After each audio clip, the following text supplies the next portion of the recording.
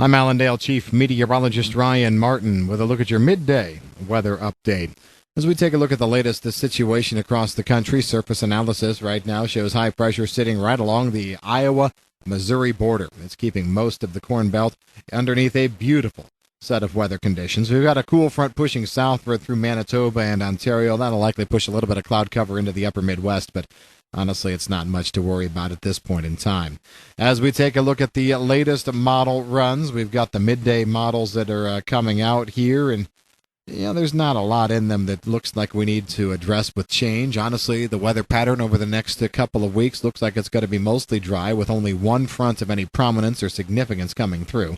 And that continues to look like it wants to be later this weekend. We'll see this front start to push into the upper Midwest as we go through Friday afternoon, Friday evening. It's going to have some decent showers with it up there. Minnesota, northern Wisconsin can see half to maybe 1 inch rain totals.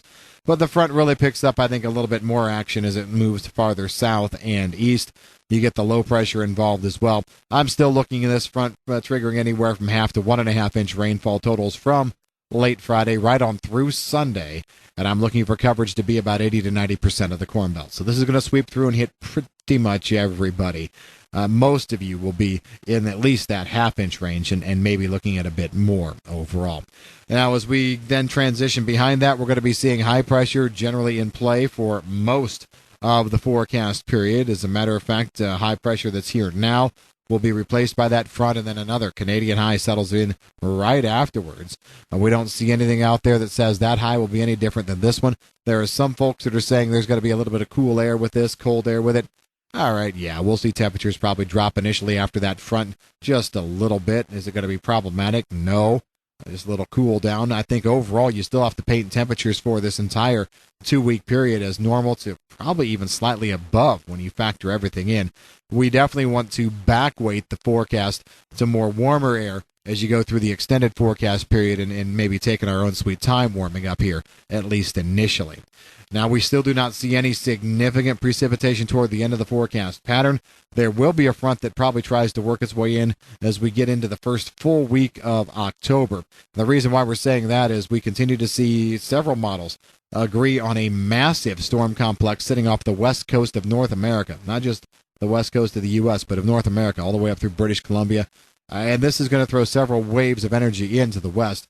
Now, initially, I think these only really impact the west.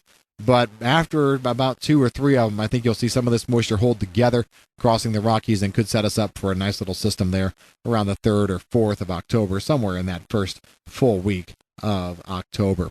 Outside of that, there's no real need to change the forecast here. Looking at South America, midday models that haven't really given us impetus to change that forecast either. Scattered showers up in the key soy growing areas of central northern Brazil. Is it enough to really get excited about? No. But with their official start of planting season being yesterday, that's when they're allowed to plant, you look at anything as being maybe a factor in them throwing some seed in the ground. More than likely, we're still several weeks away from seeing full-fledged planting down there, but somebody may try it. Scattered showers there. South and southeastern Brazil looks like it's going to be picking up some very good rains, heavy rains over the next couple of weeks. And Argentina trending just a little bit drier here today. No change, though, from our morning write-up overall. So a pretty ho-hum, bland forecast here right now. Pretty easy, good front coming through. That's about it. Otherwise, dry. Should be able to push the crops on toward maturity and drying them down fairly nicely here.